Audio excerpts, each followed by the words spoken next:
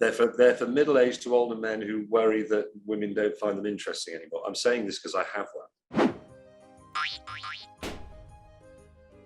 Hi James, how are you? All right, hello again. How are you? We must stop meeting like this. Yeah. So today we're going to be playing a new game with you, overrated or underrated. So we're going to read out some icons of Italian culture and you have to give us your honest thoughts and decide whether they're overrated or underrated and then tell us why. So let's start with Italian fashion. Is it overrated or underrated? It is good. I'm going to have to go with overrated because fashion just can't possibly be that important at the end.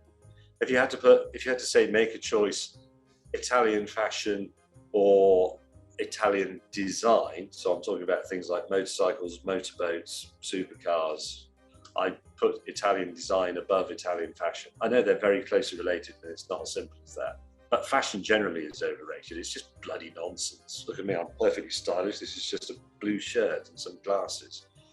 Okay, Michelangelo's The Statue of David. Well, it's very important, but I'll say overrated. It's just a bloke sort of mincing around a bit with no clothes on. I mean, it's very important in the history of art because of the way his torso is arranged, the contrapposto thing, the development of the Renaissance, and the size of it, and where the marble came from. That's all great, but it's not my favourite piece of Renaissance Italian art, so I'll say overrated. Ferraris, are they overrated or underrated? Oh, underrated. Okay.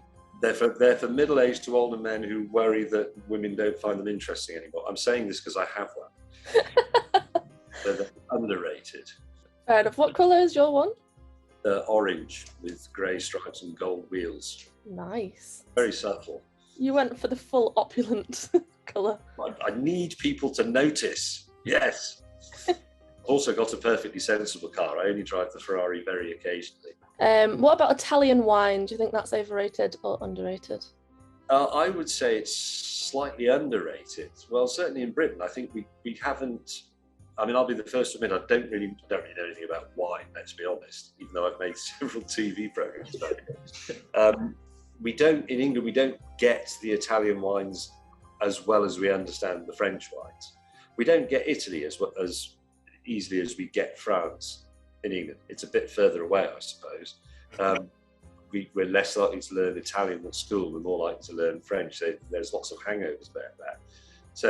But I would say it's underrated because I have had some Italian wines that have been really, truly knockout, and they do have an incredible number of grape varietals in Italy. I think more than anywhere else in the world. I say this in the show, but I can't remember exactly what the fact was because I then drank a load of it. The Colosseum, is it overrated or underrated? No, actually, it's underrated because we've all seen pictures of it millions of times, and there's little cheesy statues, and it's used as a symbol of all sorts of things. But when you see the real thing, it's pretty bloody amazing, actually. So I'd say, yeah, I've seen it many times, but I still get there, and I think, yeah, underrated. Okay, lasagna. This could be quite a controversial one as well, to be fair. People get very excited about lasagna, don't they? Everybody's got the perfect recipe, or everybody's mother knows how to make it brilliantly. I'm going to say possibly overrated then, because I find it can be a bit dense. I would rather have a lighter pasta made with a simple sauce, or maybe just with a few anchovies or something like that. So it's not my favourite pasta. I'm going to say it's just very slightly overrated. There is nothing better though than having lasagna and a bit of garlic bread, and just comfort food wise. But what you really mean when you say that is hangover food, isn't it? Lasagna is, any pasta is good for a hangover. If it's got pasta and cheese, that's doubly good for a hangover. And then if it's got some nice oily meat in it and it's like a cake, which a good lasagna would be, it's a hangover food. Okay, the next one could be quite controversial. The Sistine Chapel, is it overrated or underrated? You mean specifically the ceiling of the Sistine Chapel? Yes, yeah. Well, if you were saying the Vatican as a whole, I would say that's slightly overrated because some parts of it are just seem to me to be a bit sort of turgid and a bit dark. The Sistine Chapel is pretty spectacular, and the ceiling is, I'd say it's correctly rated, if not slightly underrated.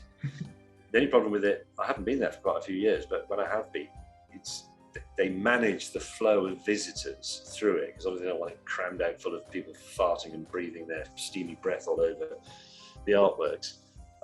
But you do tend to be rushed through it a bit. It was one of those things that would be lovely to have to yourself for an hour. I know that sounds like a lot to ask for, but we got Pompeii to ourselves for a whole morning. So, you know, an hour of the Sistine Chapel would be terrific, thanks, if anybody is watching. I was going to say, surely you could get that done.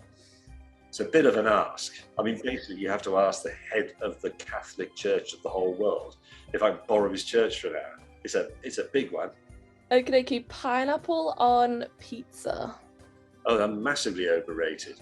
The Italians like to get worked up about this, but I'm absolutely with them. It's not right. I don't object to pineapple. I'm quite happy to have a piece of tinned pineapple eaten with a spoon with some creme fraiche on it or whatever. But it's not on pizza. And while we're at it, not on gammon steaks either. It's to be eaten by itself. The city of Rome in general, do you reckon it's overrated or underrated? Having investigated it a bit further this time with someone who lives there, i.e. Guia, I would say actually in the past, I would say it was underrated. I'd underrated it. There's actually a lot more to it than I thought. I'd sort of looked at the Roman remains bits, but I hadn't really been around the back streets and discovered the cafes and things. There was a load of mosaics that I hadn't seen, and I do like a good mosaic. I did some good bike rides around Rome, and I got to eat properly in Rome because I was with a local, and I actually decided that Rome is one of the European cities I'd be happy to live in. So I'll have to say Rome is underrated. Italian gelato, is it overrated or underrated? Oh, I'd say correctly rated to slightly underrated. It is actually good. Their techniques are good. I mean, obviously nothing is secret anymore, and people all over the world know how to make ice cream, but the Italians just have a bit of a knack for getting the flavour exactly right, I think. So, if anything, underrated. What's your favourite flavour? Well, now this is going to sound very boring, but I actually do really like vanilla ice cream if it's a really good one. I also like pistachio, and I like the coffee flavoured ice creams. And I discovered that I like something that baffled me at first. They have this ice cream flavour called zuppa inglese, which means English soup. We were saying, well, what the bloody hell that must taste? What does it taste of? Brown Windsor soup or mushroom soup or something? What they mean is trifle. So English soup is like a Christmas trifle. So it doesn't really taste like a trifle, but it's got that sort of multi-fruity, custardy, whatever thing going on. And it's actually really ace. Vespas, are they overrated or underrated? In all honesty, I would say as scooters, they're overrated. They're not the most modern anymore. I mean, I've ridden quite a few Vespas. I had one until quite recently. I think if you wanted a really, really cutting edge scooter, you'd go with the Japanese, or if you were being a bit posh, you'd go with one of the big German scooters. But in terms of sort of ubiquity and to some extent practicality, Vespas are not overrated because they're not particularly expensive. They're quite easy and cheap to run, and they are very, very versatile. And they've refined that basic idea since 1948. And although they're not the most sophisticated scooters in the world, the basic idea and the basic design is pretty much, it's, again, as the Italians would say, it's not woo-hoo.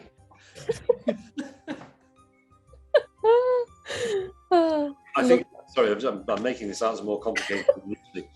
Vespas are overrated because people have become so obsessed with the idea that they're a style icon and they testify to this and that, and various famous people will see it on them, and yes, they were designed for priests to ride and so on. All that bollocks is overrated. But as genuinely simple day-to-day transport that has answered a genuine need, getting around the streets of, say, Rome, cobbled, busy, congested, not underrated at all. Perfect tool for the job. But forget all that central fashion baggage bollocks. It's a scooter.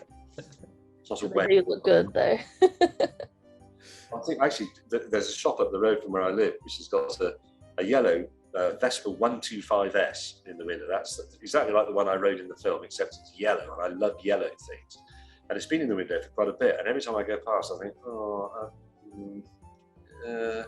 should I? It would complement the orange Ferrari. It would be amazing. I know it's a bit childish. I do like brightly coloured things. Would you like to see my backpack? Absolutely. Il mio zino, as they would say in China, rather, as they would say in Italy. So this is my new. Oh. It's quite cute, isn't it? But I made a mistake when I bought it, because I bought it online, and I'm not normally a half-wit about buying things online, but I miscalculated the volume. I wanted something for using on my bicycle. But I mean, just so your viewers can see how big it really is, there's a normal iPhone 11 next to God. it. Is it a kid's bag? It is a child's school bag, is what I've accidentally bought. But it is yellow, so that's nice. And it is I don't know if this is deliberate, but it's exactly the size of an iPad Air. Other things, and it is perfect for using on your bicycle, and you can put it in the washing machine. So you can mock it as much as you like. And you're right, I have bought a school boy or girl's lunch backpack. That's essentially what it is from Scandinavia, and hideously expensive as well, which is why I thought it must be massive, because it costs so much money. But that's what I actually got in the little bag in the post, and I'm sticking with it. I love it. It's brilliant. That is incredible. Sadly, we have to go now, James. So that was amazing. Right then. It was. You two were slightly underrated, I'd say.